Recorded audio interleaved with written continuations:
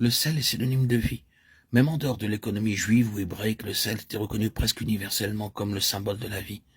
Dans certains royaumes, ils faisaient alliance dans le sang, en répandant du sang de l'un et de l'autre, puis en le mélangeant. C'était une alliance dans le centre de peuples ou de communautés. Dans d'autres royaumes, ils prenaient du sel et le mélangeaient et faisaient alliance dans le sel. Mais les deux choses avaient la même signification. Le sang et le sel représentaient la vie. Sans sel, aucun sacrifice n'était considéré par Dieu comme acceptable. Cela signifiait dans la conception de ces temps-là que Dieu n'accepterait jamais un sacrifice mort. Tout sacrifice offert à Dieu devait être vivant.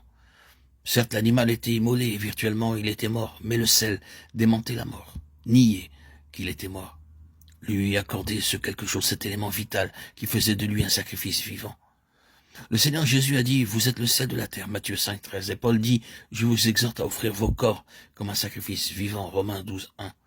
Salé de sel fut une expression du Seigneur Jésus, Marc 9, 49. Du sel à discrétion, Esdras. Ceci se trouvait dans le témoignage de restauration de Néhémie. Voilà la vie plus abondante, la vie abondante.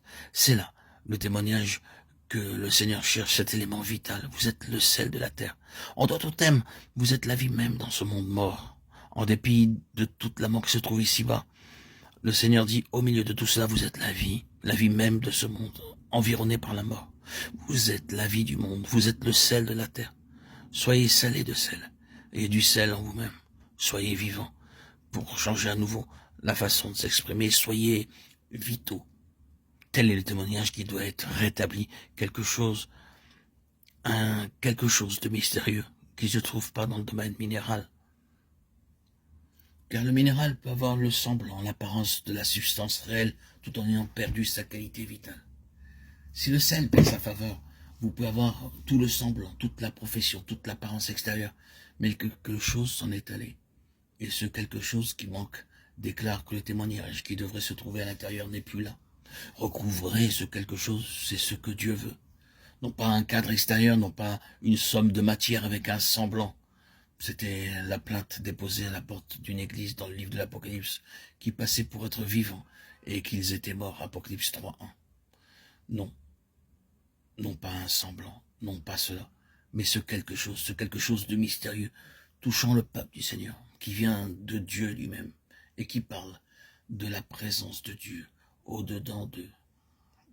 Nous trouvons des illustrations de ceci dans l'Ancien Testament. Nous trouvons Élisée et les hommes de Jéricho qui un jour vinrent à lui dire « Le séjour de la ville est bon, il plaît à tout point de vue, mais les eaux sont mauvaises et le pays est stérile. » 2 Rois 2.19. Ici, nous voyons la marque de la mort. Vous savez bien entendu d'où cela provenait.